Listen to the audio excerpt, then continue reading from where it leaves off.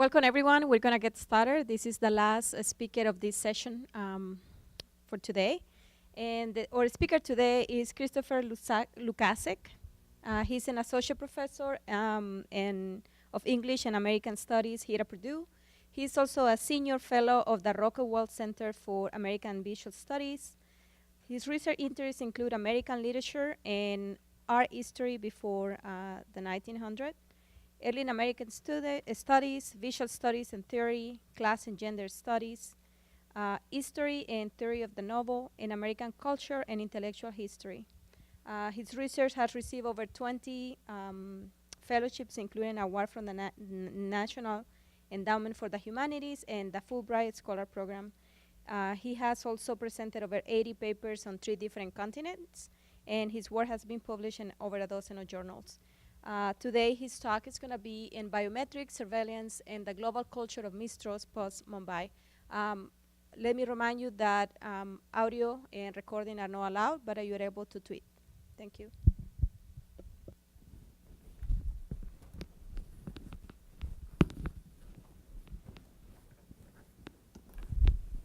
Good afternoon. Oh, that was loud. Thank you all for coming. As you might know, Facebook is the world's largest social network with more than 2.23 billion active monthly users, including 214 million Americans. Yet 3 years ago, the social media giant made news for all the wrong reasons. In April 2015, a lawsuit was filed in Illinois against Facebook, contending that the company actively conceals what amounts to data mining in the tagging process, and has thus secretly amassed the world's largest privately held database of consumer biometrics data.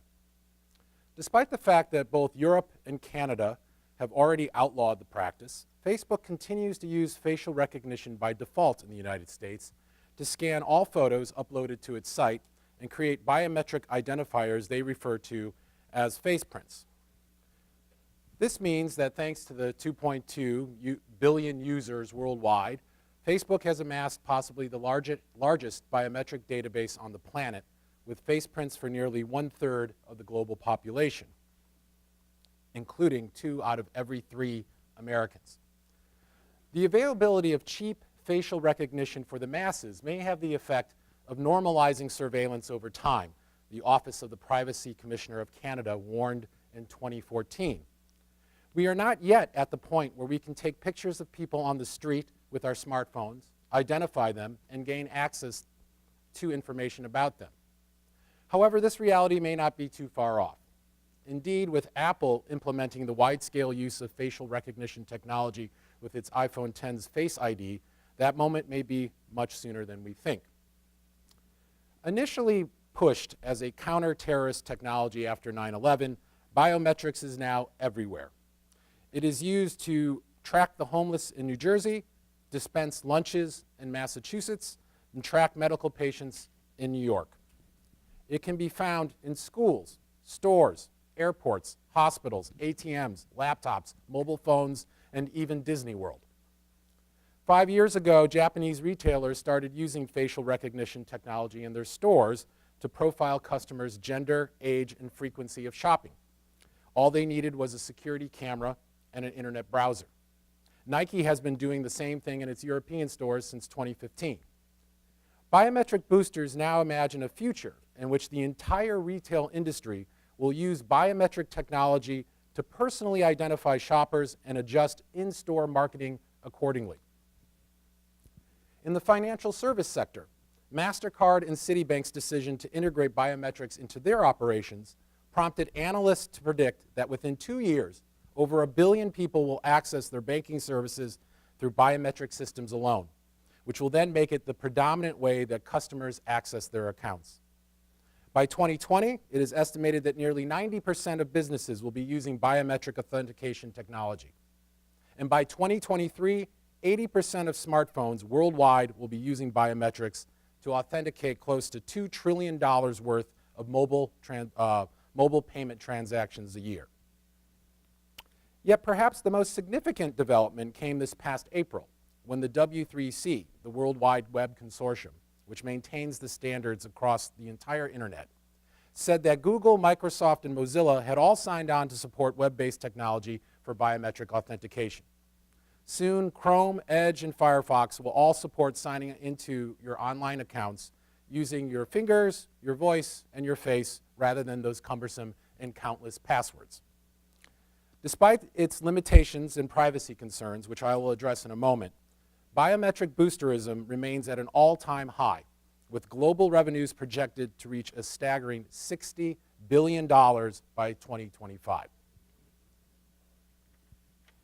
So given the ubiquity of biometrics in our society, what I'd like to do today is to talk to you about biometrics in general and facial recognition technology in particular. And in doing so, I hope to explore how the rise of biometrics represents something both very old and very new. Biometrics is very old in that it participates in a long history of technologies which have used the face to identify people and restrict their movement, both physically and socially. Biometrics is very new, not so much for its impressive technical achievements, but for how its rise reflects a transformation and how trust operates in our society. Before I return to these two larger points, I want to survey the use, scale, and cost of biometrics over the past decade, as well as discuss some of its potential limitations and liabilities. Biometrics are often associated with the future. Facial recognition systems, fingerprint readers, and iris scans are the stuff of science fiction or action films, such as The Bourne Legacy, Iron Man 3, Ant-Man, and Jurassic World 2. Yet as you hear this, they are very much a part of the present. In 2012, Mexico became the first country in the world to use iris scans as a component of its national ID. A year later, Chile followed suit by introducing its new national biometric ID program, which will include the fingerprint and face data of each one of its 18 million citizens by 2022. Not to be outdone, India has just finished building the largest biometric database in the world, named Aadhaar. Aadhaar, which means proof in Hindi, contains the fingerprints, iris scans, and photos of nearly 1.3 billion people. More than 40 nations now have some form of biometric ID, and for citizens in at least 4 of them, national biometric IDs are mandatory. In the United States, the FBI and the Department of Homeland Security have aggressively pursued biometrics, adding facial recognition scans to what were already 2 of the largest biometric databases in the world.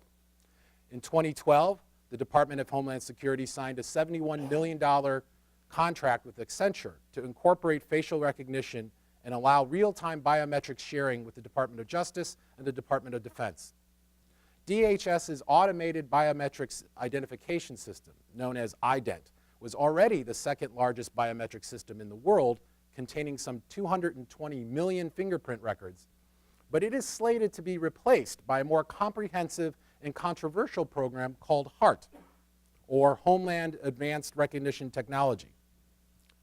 Over the next 3 years, the HART database will merge its multiple forms of biometrics, from finger and face prints to DNA, with what they call people's quote-unquote relationship patterns, which includes a person's political affiliations, religious activities, familial and friend relationships, as well as something vaguely called public encounter data.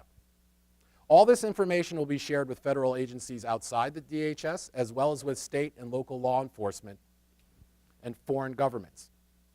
Last year, the DHS began taking facial scans at international gates of 9 American airports as part of its new biometric entry and exit program. And this year, the DHS announced that the TSA would soon be using fingerprints and facial recognition as part of its domestic air travel screening process.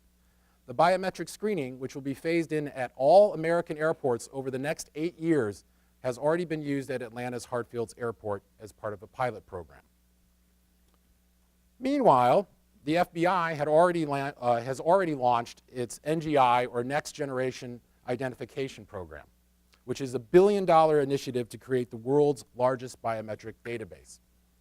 Perhaps the most controversial change brought about by the NGI was the addition of face recognition-ready photographs. Unlike traditional mugshots, the NGI photos may be taken from any angle and may come from public or private sources, including private security cameras and potentially social media sites.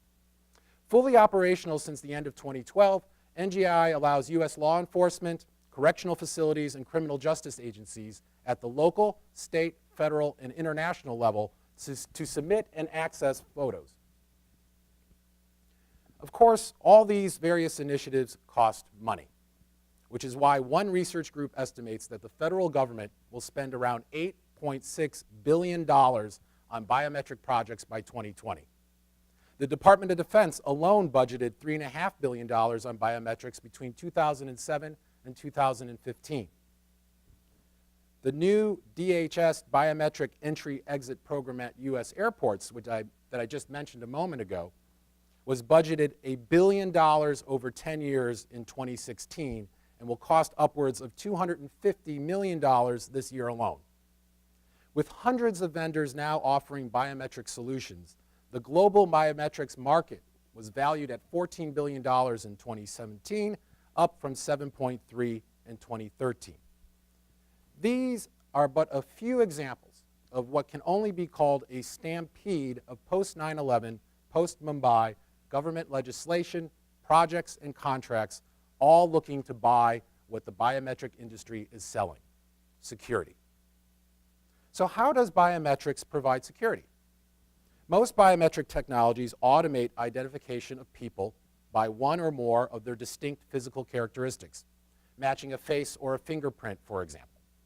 As Michigan State University engineering professor Anil Jain explains, biometrics rely on who you are as opposed to what you know, such as a password, or what you have, such as a passport. They transform a unique personal feature, such as your face, into a numerical code or template, store that template, and then compare your face to it each time thereafter. In short, biometrics turn your body into your password. Biometric systems either prove that you are who you say you are, which is called verification, or they prove that you are not who you say you are not, which is called identification. During verification, which is one-to-one matching, your face is matched with your template so that you are positively identified. During identification, or one-to-N matching, your face is compared against every face in a database, such as a gallery of terrorists, to ensure that you are not on a watch list. Since biometrics claim to be more difficult to copy, forge, share, lose, or forget than traditional credentials, they have been heralded as an almost infallible way to control access to secure areas.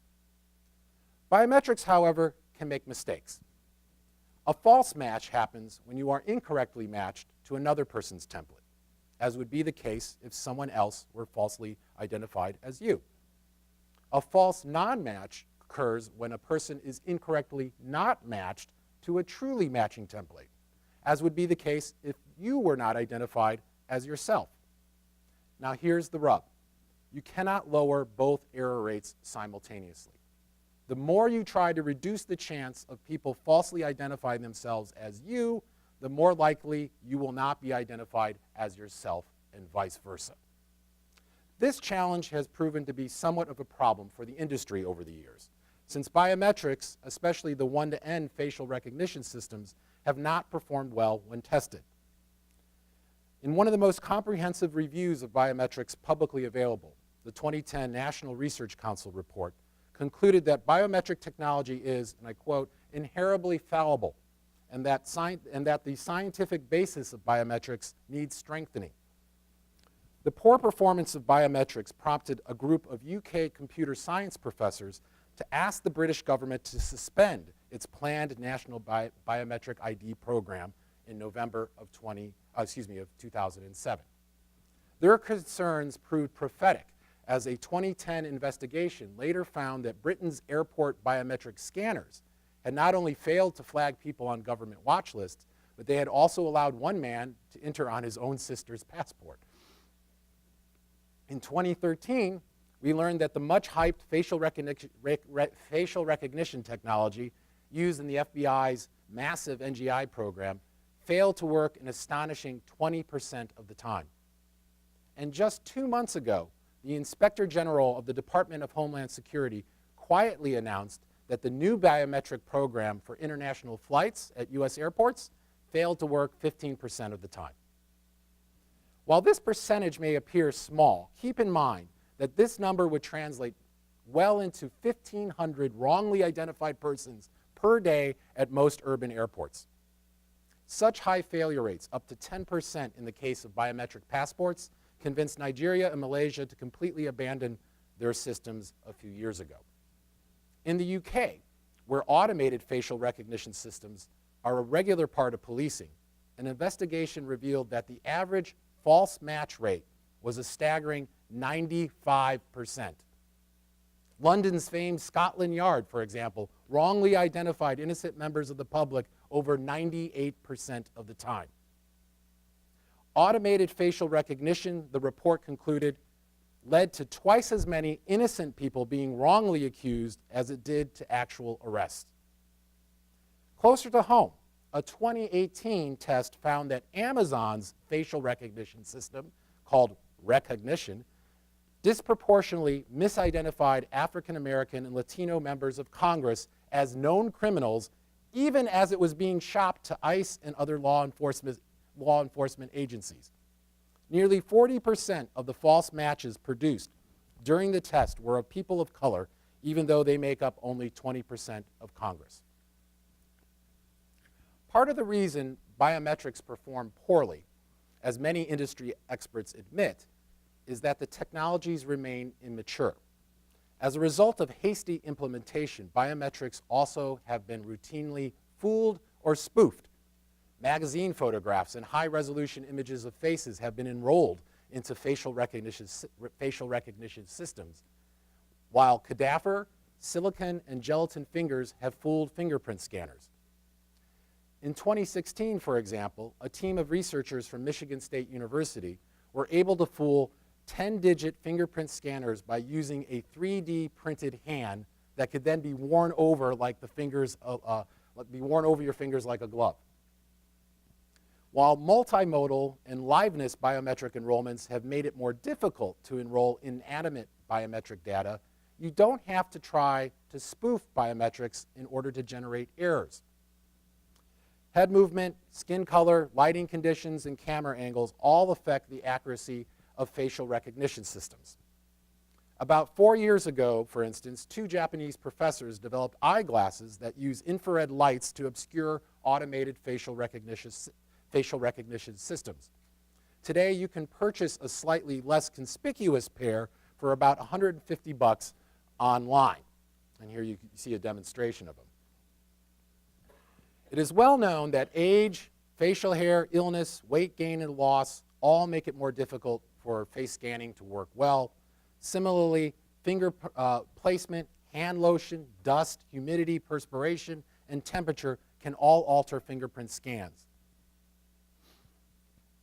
The problem of spoofing is so widespread that a study published in 2015 concluded, quote, nowadays the question is not anymore whether or not biometrics can be copied or forged, but rather to what extent are systems robust enough to these attacks, end quote. Yet even when spoofing or active attacks are not used, studies have shown that the elderly, the disabled, children, and some ethnic groups, such as Asian women, generate much higher error rates in facial recognition systems. A 2018 MIT study, for example, tested the algorithms of 3 of the largest private facial recognition technology companies, Amazon, Microsoft, and IBM. And they found that IBM's software incorrectly identified the gender of darker-skinned women 35% of the time. The persistence of racial bias in biometric failure rates led Microsoft, of all people, in May to urge Congress to regulate facial recognition, calling it too risky for tech companies to deploy without government oversight. Although biometrics does make forging credentials more difficult, a person's biometric data can still be stolen.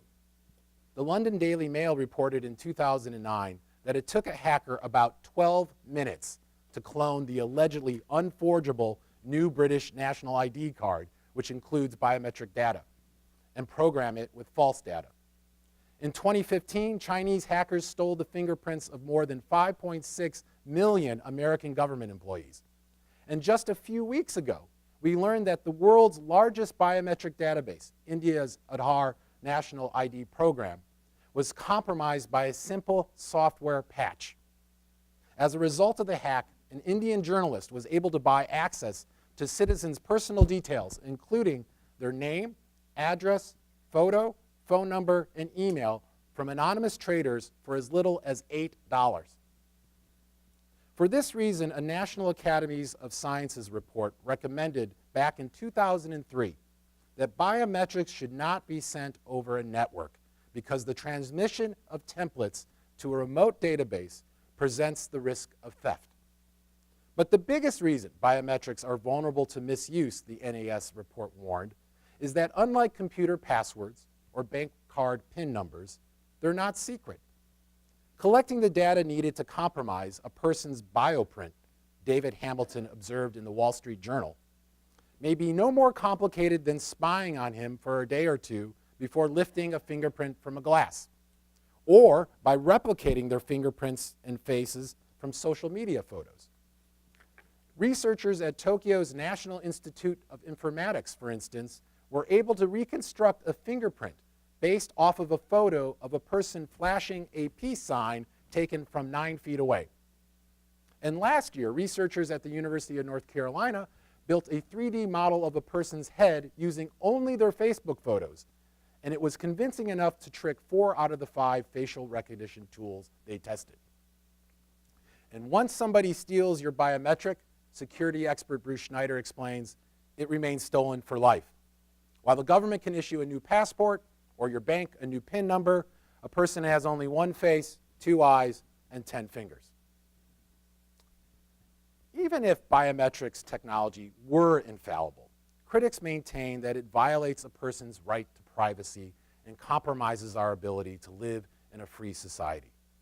Unlike password or token-based systems, biometric systems can function without active input, without user cooperation, and without knowledge that the recognition is even taking place. Stephen Kent, committee chairman for the NAS report on biometrics, warned that the ability to remain anonymous and have a choice about when and to whom one's identity is disclosed is an essential aspect of democracy. Others worry about what sociologists call function creep, the process by which information is used beyond its initial intended and limited use. A 2016 Government Accountability Office report, for example, revealed that 16 states let the FBI use its NGI face recognition technology to compare the faces of suspected criminals to the driver's license and ID photos of close to 64 million Americans, creating a virtual lineup of their state's residents. Only 2 states, Illinois and Texas, have biometric privacy laws to prevent such practices. The ease with which facial recognition systems have been integrated with closed-circuit television cameras, mobile phones, social media sites, and other third-party databases has alarmed civil liberties and human rights activists who are concerned that biometrics would lead to the creation of a global surveillance infrastructure. Without social agreement and legal restrictions on how the system could be deployed, George Washington Law professor Jeffrey Rosen imagines, it could create a kind of ubiquitous surveillance that the government could use to harass its political enemies, or that the citizens could use with the help of subpoenas to blackmail or embarrass each other. Even worse, as biometrics becomes more and more widespread in security operations, there is the temptation to traffic in biometric data. The only thing that prevented the then bankrupt airport security company Clear from selling the biometric data it collected from hundreds of thousands of customers in 2009 was a federal court order. If attacks such as 9/11 in Mumbai sparked the biometric boom, there have been doubts about how effectively the technology can identify future terrorists. As one critic in the New Scientist said, "I could give you my fingerprint and you still wouldn't know who I am. Biometrics says nothing about whether I'm a terrorist or not." Indeed, all 19 of the 9/11 hijackers entered the United States using valid visas on their own passports. Verifying their identities using biometric visas, The Economist argued, would have made no difference. Even though photographs of known terrorists can be enrolled into facial recognition systems, only a few terrorists have ever been identified, and those images are often blurry and unreliable. Others contend that terrorists could use hacking or exploit human error during the non-technological process of enrollment. As technology specialist Keith Rhodes warned Congress, biometrics cannot necessarily link a person to his or her true identity. People who are not on the watch list cannot be flagged as someone who is not eligible to receive a credential. With the Wall Street Journal calling facial recognition technology one of the most error-prone types of biometric devices available, end quote, on the one hand, and the ACLU branding it, quote, an overhyped failure, quote, on the other, how can the continued global governmental appetite for biometrics and the public's apparent indifference to its cost and problems be explained? It's difficult to avoid the conclusion, The Economist told its readers, that the chief motivation for deploying biometrics is not so much to provide security, but to provide the appearance of security. Yet poll after poll reveals that the majority of Americans believe that biometric screening will increase security. So why do so many people find this illusion sufficient for security? Without debating the strategic merits of the deterrent value of biometrics in a post-9/11 world, the confidence displayed in biometric technologies might have something to do with how they recall familiar but ultimately unproven ideas about the body's permanence and its capacity to communicate our unique identity. Biometrics posits that there are unique, measurable, and permanent physical features, which is why this science, like physiognomy and many others that came after it, has difficulty with the fact that people change. Aging, weight gain or loss, illness, accident, and cosmetic surgery have all been found to alter presumably permanent biometric characteristics. Quote, biometric input is not always the same, and the technology has difficulty adapting to input variations, end quote, admits Valerie Valencia, CEO of the biometric firm Authenticor. By insisting that there are permanent features of the face, biometrics reproduce what I have called elsewhere the physiognomic fallacy, namely that there is an opposition between a voluntary, revisable self, knowable from behavior, and an involuntary, permanent self, knowable from your body. Moreover, just as physiognomy was imagined at the end of the 18th century to thwart rapid social mobility, biometrics imagines the permanence associated with the body as an instrument for identifying people and regulating their mobility today. The disavowal of the physiognomic fallacy by the biometric industry perhaps can be most strongly felt in how it chooses the future rather than the past in order to confront questions about the social consequences of its technology. In general, the industry and the media covering it address the social effects of biometrics as they are imagined in blockbuster Hollywood films such as Minority Report, The Bourne series, or Enemy of the State. Industry experts, by the way, served as technical consultants on all those films. At the 2004 Biometric Consortium Conference, for instance, Catherine Tilton blamed Hollywood depictions of biometrics for perpetuating a series of myths regarding the loss of privacy, the loss of freedom, constant surveillance, absurd cost, and the inaccuracy of biometrics. Chris Whitten of Biometrics Australia lodged a similar complaint to the Sydney Morning Herald, saying that, quote, biometrics is suffering from bad PR as a result of Hollywood, end quote. By pointing to Hollywood dramatizations of biometrics as the origins of myths regarding the technology's violation of privacy and freedom, the industry denies the actual relevant histories of identity and the body that have existed in the United States and around the world since at least the end of the 18th century. It puts biometrics in dialogue with futuristic fantasies, at times paranoid, at other times accurate, about its imagined social effects, rather than with actual past histories of the social, cultural, and political consequences of identifying people by their bodies. When the past is invoked by biometrics, its official genealogy is progressive, scientific one, beginning in the late 19th century with the early biometric criminologist Alphonse Bertillon, the inventor of the body measurement system for identifying criminals, and Francis Galton, father of fingerprinting, and evolving to the technologically savvy and supposedly precise biometrics of today. So on the one hand, biometrics desires a history. But on the other, it suppresses its own relationship to prejudicial scientific discourses such as physiognomy, phrenology, anthropology, and eugenics, and their histories of generating and naturalizing social types complicit with racism, discrimination, and social injustice. These histories seem particularly important to consider given the non-technological aspects of biometrics, as well as the higher error rates biometrics experiences for women, people of color, and people with disabilities. As Simone Brown, Associate Professor of Sociology at the University of Texas at Austin, explains, face recognition imagines policing as neutral. We know that's not the case, end quote. The question of how to identify a terrorist without a picture of his face, for instance, remains unanswered by biometrics. And the mysterious notion of a watch list only defers the issue to government intelligence.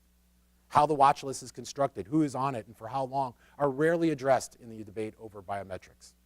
When asked if he knew, Raj Nanavati of the International Biometric Group told Newsweek, "I'm not sure myself. They're comparing it against a watch list of non-desirables," end quote.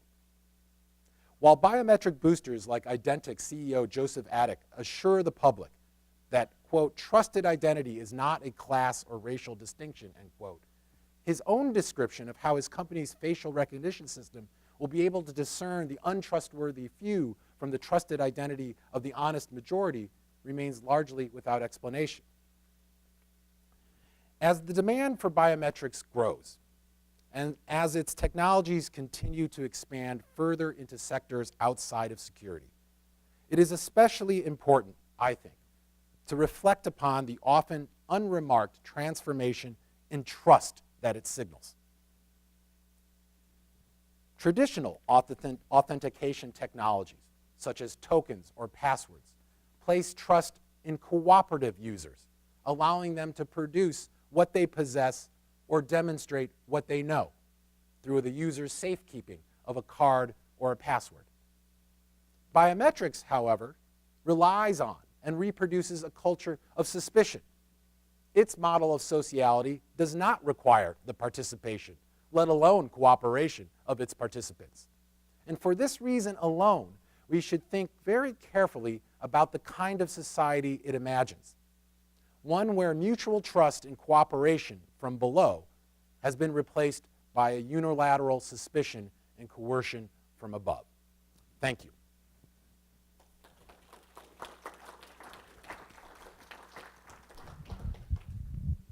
Do we have any questions?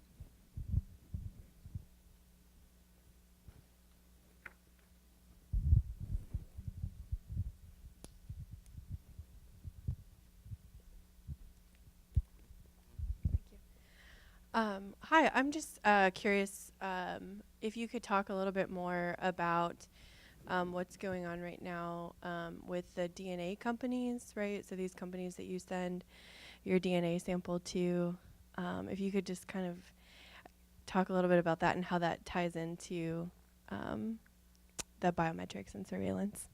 Well, I wish I could. I don't know that much. You're talking about the 23andMe, right, and the Ancestry.com companies that will go and collect your DNA and tell you all this wonderful information about your genealogy. The one thing that I do know, just anecdotally, is that you have to be very careful and read the very fine print on exactly what you are allowing the company to do with that DNA information once you turn it over to them. Most people get so excited about learning about their ancestry, they fail to look at the kinds of uses or third-party uses that after you supply that information to those companies that they could do. Mm-hmm. Particularly, another instance of use of that's come up is in the use of medical rights screening, so that some people will go and use these sites very specifically to get sort of genetic information about what they're predisposed to. But there was a recent article by 2 doctors who found out through the genetic screening that they had a certain type of cancer, one that would normally lead you right away to take drastic measures. But since they were doctors, they knew that they should get a second opinion. And they did, and they found that the screening was inaccurate. And their point was, when they wrote this article, was that you can't rely on this information alone, that it has to be in a greater context and be followed up on with traditional medical screening. Otherwise, you can make a horrible mistake. Yeah, I guess as a follow-up, is there something I heard yesterday too was in Frank Pasquale's talk is this idea of like some kind of like, right, doctors are binded by this fiduciary agreement to take care of the patient. Are there any examples of movements like that that are trying to sort of change the opinion that maybe it's not worth giving up some very private information for security? There's one organization that's based out of the Bay Area called the Electronic Frontier Foundation, and they are among the most vocal advocates on the legal front. One of the things with an emerging technology like biometrics is that it's evolving so quickly and its uses are spreading and expanding so significantly. I first began writing on this as a sort of a side interest back in 2004, and then followed up with subsequent talks in 2008 and 2016. And even just preparing for the talk today, I couldn't believe just how widely and how deeply the industry has moved and biometrics has moved, while the legislation protecting privacy rights has just not evolved at all. The fact that Illinois, the statute that I just had up, that the lawsuit that I began against Facebook, that Google's now trying to dismantle, is potentially a very, very damaging lawsuit. There's significant reason why Google is going after them, because Facebook is looking at liability charges in the billions of dollars, basically because if they can prove that they were doing this facial bioprint identification while that law was in place, everyone in Illinois has a right to file a class action lawsuit against Facebook. There's similar legislation going on in the EU, I think out of Austria. But again, I'm a cultural historian by trade. This is sort of just something I remember in 2004 somebody asked me to do because I wrote a book about how people read faces at the end of the at the end of the 18th and the early 19th century.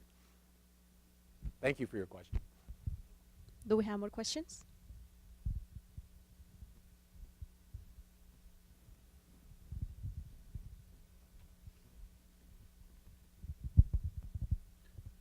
Yes, with respect to the cooperative effort between the FBI and the states to try to identify suspected criminals, what were the results of that?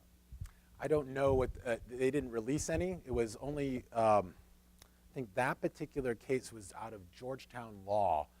Their law students uncovered the information that there were 16 states participating in what amounts to a virtual lineup of all the citizens who have the real IDs that we have in Indiana. I wasn't able to determine which states were actually those were at.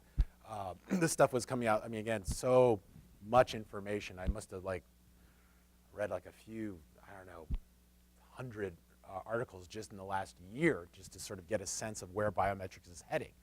It does seem that biometrics as a whole the accuracy claims work much better in those one-to-one environments, which so for consumer applications or for your iPhone and your fingerprint.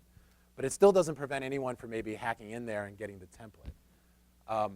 I think if you went to that Georgetown Law site, you might be able to find more information about the specifics of it. But I don't remember recalling any specific numbers other than the number of states participating in it. More questions?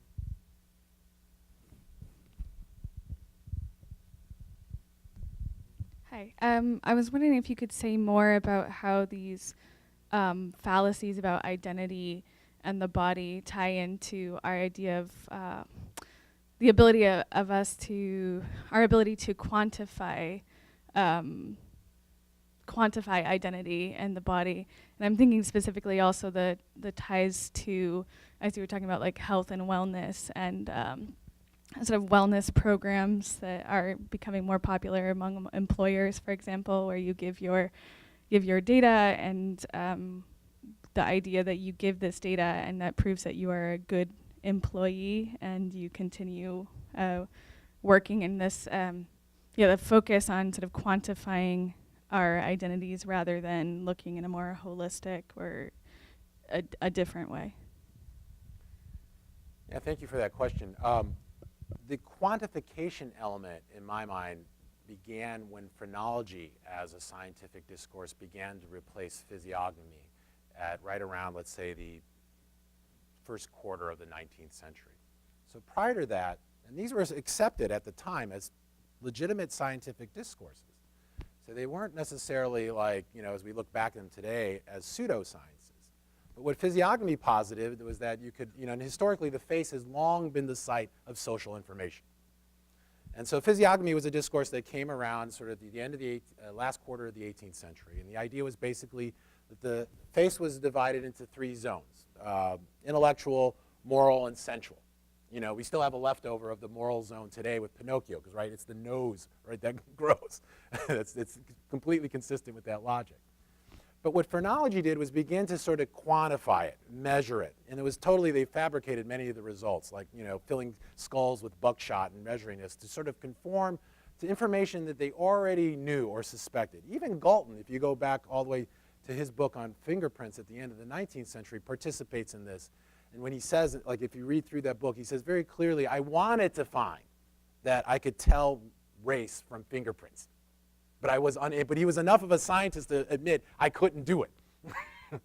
But you could see how clearly, like, the ideas that were funding this kind of thinking from the beginning were deeply rooted in pre-existing, right, social ideas.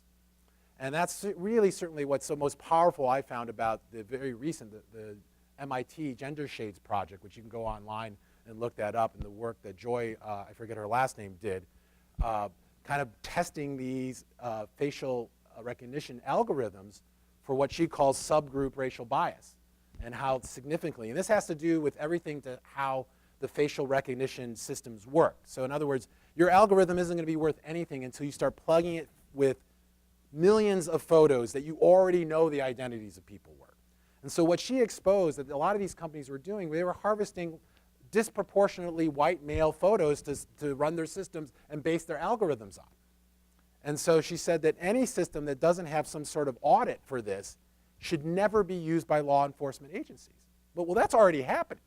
So that's like sort of a known flaw. And so a lot of this, and part of like the reason I started writing about this and giving a talk, is just to raise awareness.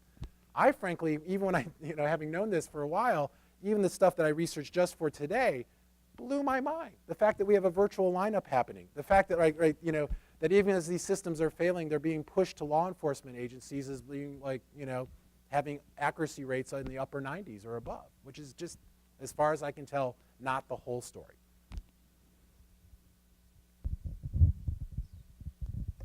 So I'm outside of what you've already mentioned, kind of the obvious of things that we can do. I guess I'm just trying to think about what are my takeaways from this. So keep an eye on laws, things that are happening, and stay informed. Do you have any other advice for us?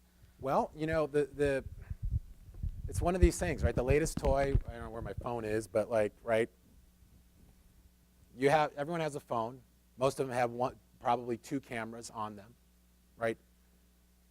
Now that with the introduction of what's different about Apple's facial recognition technology is that it's three-dimensional. So it's supposed to be, but again, they're not telling you this. Neither is Facebook telling you this, right? I don't think it's a coincidence that the same companies are interested on the security side and the consumer side of where biometrics might go. So one thing to do is to think very carefully about, right, how your bioprint circulates, either in a two-dimensional or three-dimensional form, right? And when you know about it. Because Apple has the technology now. They filed a patent. That much we know. We don't know if they're using it, where they can take pictures without you knowing it on your phone, without making a sound, right? If you notice, I have a little, I'm the guy with the tinfoil hat now. My wife likes to joke. That little slider bar on the front of my phone, just so that I know when I want to take a picture and when I don't. That's a simple thing that you can do. Maybe overly paranoid, right? Why would anyone want my phone? Well, they might want it, right, to do these big databases to train their algorithms. Now, you have a right, or you should have a right, to decide whether you want your face to be part of that or not. You should have a right to know whether or not your face is a part of a lineup looking for criminal suspects, right? You should know when you go through customs and border patrol, right, how long are they going to hang on to that photo they just took of you right after you got off that 8-hour flight from London, right? We don't know any of those things. So certainly contacting people in government and raising the issue. There are some that are trying to do this now, but it's complicated. You know, I mean, look at the fact that Illinois, that surprisingly Texas, are the only 2 states in the country that have any kind of biometric privacy law. Means by default, they can do kind of whatever they want as soon as they capture that information. Is there more questions? As Okay. the OkCupid example, for those of you who were at Frank Pasquale's talk, right, amply demonstrated with their experiment that they did with their users' information. And that wasn't even bioprint information. That was just, you know, sort of user information. Sorry. That's okay. Okay, let's please thank our speaker. Thank you.